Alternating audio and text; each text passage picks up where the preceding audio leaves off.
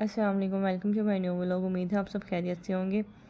जी आज हम लोग रेडी होके निकले थे क्योंकि हमने शॉपिंग करने जाना था, थोड़ी सी ग्रोसरी भी करनी थी और आउटिंग करनी थी। तो आज का डे हमारा सारा का सारा बाहर ही था और बच्चे बहुत खुश थे क्योंकि उन्हें तो भाई ये चाहिए होता है सारा दिन ही बाहर रहें।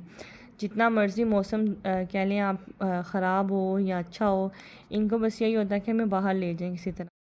तो जी इस दिन ये टेंशन नहीं होती कि आज क्या खाना है, क्या बनाना है। इस दिन बस ये टेंशन होती है कि सबके कपड़े आयरन करो, तैयारी करो, फिर जाना है। लेकिन सबसे बड़ी खुशी ये होती है कि भई आराम से खाना शाना खा कर आएँगे। और लेडीज़ को कह लें आप, एक दिन की छुट्टी हो जाए तो उनकी खुशी की इंतहा नहीं। यहाँ पे जो सूरज था वो बहुत ज़ालिम किस्म का था, लेकिन कहते हैं ना रुलते गए हैं पर चस बड़ी आई है तो यहाँ वो वाला सीन था शदीद गर्मी में भी। लेकिन ये है कि जाना था, ज़रूरी था, कुछ सामान वगैरह लेना था। यहाँ पे जी हमें थोड़ी देर के लिए गाड़ी रोकनी पड़ी क्योंकि मीना को वोमिट आ रही थी, ज़ी फातिमा को। तो हमने थोड़ी देर के लिए यहाँ गाड़ी रोकी और पेट्रोल वगैरह जो वो फ्यूल डलवाना था, उसके बाद बच्चों को थोड़ी सी कोल्ड ड्रिंक वगैरह लेके दी ताकि उनका थोड़ा सा मूड चेंज हो जाए, फ्रेश हो जाए। आज से पहले कभी ज़ी फातिमा की तबीयत ख़राब तो नहीं हुई, लेकिन ये फ़र्स्ट टाइम था कि उसकी तबीयत ऐसे अचानक ख़राब होगी। दरअसल यहाँ गर्मी बहुत पड़ रही है ना, पूरे पाकिस्तान में ही गर्मी बहुत ज़्यादा पड़ रही है, तो ये लोग आदी भी नहीं है इस माहौल के।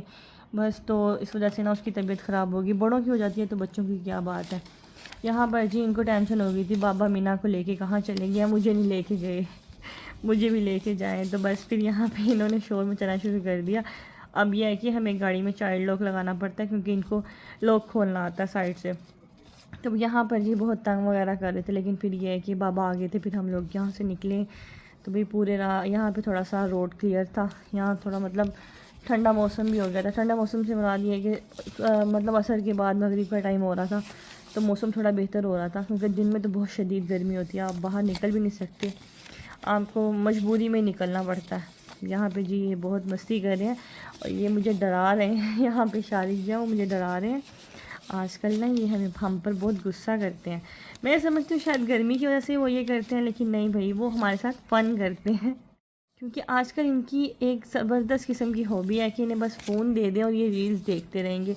तो बस जो बच्चा वहाँ पे जो रील्स में कर रहा है इसने वही कॉपी करना है। लेकिन मैं शुक्र अदा करती हूँ अल्लाह का, कोई ऐसी वैसी चीज़ इसने पिक नहीं की ये काबिल बर्दाश्त है कि ये हमें डराता है, थोड़ी बहुत आवाज़ें निकालता है और कोई मसला नहीं है। क्योंकि आजकल बच्चे मतलब रील्स वगैरह में इतनी मतलब ऐसी ऐसी अजीब हरकतें करते हैं कि हम सोचते हैं यार हम कहाँ थे, हम भी बच्चे थे, लेकिन हम लोग ने तो कभी ऐसी कोई हरकत नहीं की। हमारे पेरेंट्स तो हमें मतलब देखते थे और हम वहीं फ्रीज़ हो जाते थे। लेकिन आजकल के बच्चे हैं ना, ये तो भाई किसी चीज़ से नहीं डरते। तो यहाँ पे जी हमने इन्हें आराम से बिठा दिया था, हम अपनी ग्रोसरी कंप्लीट कर रहे थे और हमने अपनी ग्रोसरी वगैरह जो सामान लेना था वो हम ले रहे थे। यहाँ पे जी इनको जूसेस वगैरह चाहिए थे वो लिए इन्होंने, कुछ सामान लिया। यहाँ पे ये बड़ी बहुत खुश थे कि भाई हमने मतलब बहुत सारी शॉपिंग कर लिया। घर की शॉपिंग तो इतनी नहीं होती जितनी ये दोनों उठा उठा के उसमें डालते रहते हैं। कभी कौन सी चॉकलेट, कभी कौन सा बिस्किट, जो येलो चीज़ें होती हैं वो सब शारिक जो है वो उसमें डाल देते हैं और जो पिंक चीज़ें होती हैं वो ज़ी फातिमा डाल देती है। बस इनका यही है। यहाँ पे जिनके बाबा अंदर भूल गए थे सेल तो वो लेने एक्सचेंज करने गए थे, सॉरी उन्होंने ना आप सेल देखे नहीं थे, सेल में ले लिए, तो वो सेल चाहिए नहीं थे, हमें दूसरे चाहिए थे, तो इस वजह से वो एक्सचेंज करने गए थे। बस ये वो लेकर आए हैं। फिर हम लोग यहाँ पे ना हमने शादी की कटिंग करवानी थी। हम लोग जल्दी इसलिए निकले थे कि पहले इसकी कटिंग करवाने, लेकिन ना ये शॉप पे बहुत ज़्यादा रश था, तो हम लोगों ने कहा हम पहले ग्रोसरी वगैरह कर लें, उसके बाद हम आते हैं शॉपिंग हम उसकी कटिंग करवाने के लिए। तो यहाँ पे जी ये भाई इनकी कटिंग वगैरह करें, हम स्टार्टिंग से ना इसकी कटिंग यहीं से करवाते हैं। और इन्होंने यहाँ पे रोना धोना स्टार्ट कर दिया हुआ, फुल टाइम इनका मूड ख़राब है और बस ये रोए जा रहे हैं और ये कह रहे हैं मेरे बालों को टच ना करें। लेकिन बड़ी मुश्किल से ना, इस बार इतना नहीं रोया जितना लास्ट टाइम रोया। लास्ट टाइम हमें 1 घंटा लगा था मैक्सिमम, क्योंकि ये मुसलसल रोए जा रहा था और ये टच नहीं करने दे रहा था अपने बालों को। लेकिन इस दफ़ा ये था कि माशाल्लाह मतलब थोड़ा बहुत रोया। उसके बाद हमने इसकी जो फेवरेट हैबिट है जी, हमने आगे लगा दिया इसको, रील्स चला दी यूट्यूब पे और बस वो रील्स देखते देखते उन्होंने कटिंग वगैरह कंप्लीट करवा ली। शुक्र अल्हम्दुलिल्लाह कि इनकी कटिंग आज कंप्लीट हो गई। तो बस यहाँ पे थोड़ा सा जेल वगैरह पानी वगैरह शावर करके ना वो थोड़ा सा इसकी स्प्रे करके उन्होंने इसके बाल सेट करने थे। मैंने कहा था थोड़ा सा ना इसे मैसी वाली लुक दें, साइड पे थोड़ा सा कट लगाएं, इसकी ज़बरदस्त किस्म की कटिंग करें। तो वो बस मैं उन्हें बता रही थी, वो साथ साथ कर रहे। और यहाँ पे मुझे अपना वक्त याद आ रहा था कि जब हम लोग छोटे थे तो हमारे पेरेंट्स हमें कटिंग वगैरह करवाने जाते थे या हमारे भाई की होती थी, तो बस जी एक नज़र देखते थे अब्बू या अम्मी, बस वहीं फ्रीज हो जाते थे और मजाल नहीं कि हम लोगों ने कहीं भी चूँ चाँ की।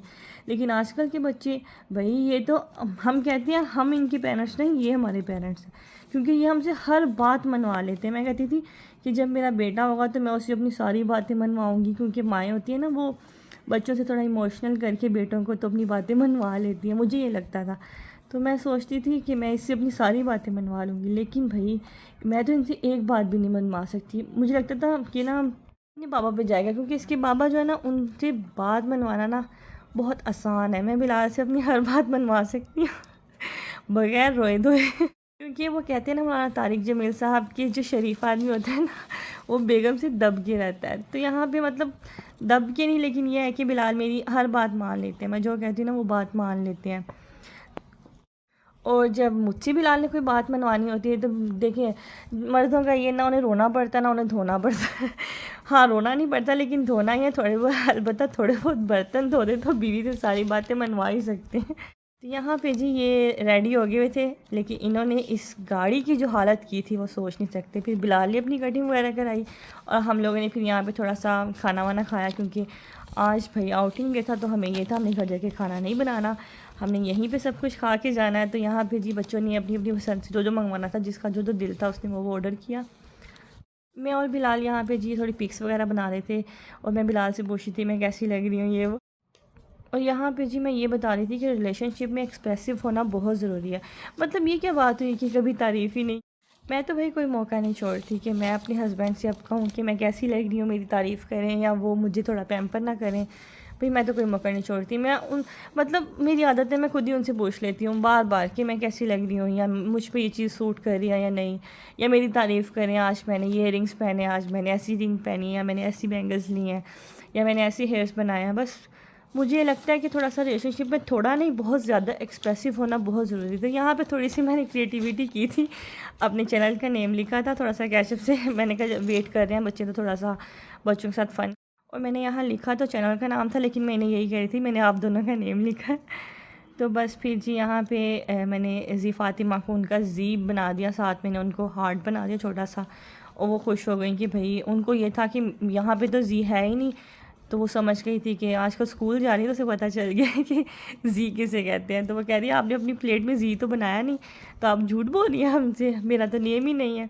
तो जी ये शख्स जो है ये, और ये हमारे साथ बाहर भी आए तो इनका फ़ोन पे मतलब चल ही रहा होता है, पेशेंट को दवाई ये वो सब कुछ। यहाँ पे जी खाना आ चुका हुआ था, बहुत यमी पिज़्ज़ा था, और हम लोग पिज़्ज़ा लवर हैं हम लोग नहीं, ज़्यादातर मैं ही कह लो पिज़्ज़ा लवर हूँ बहुत ज़्यादा। तो बस हमने खाना अच्छा नहीं खाया।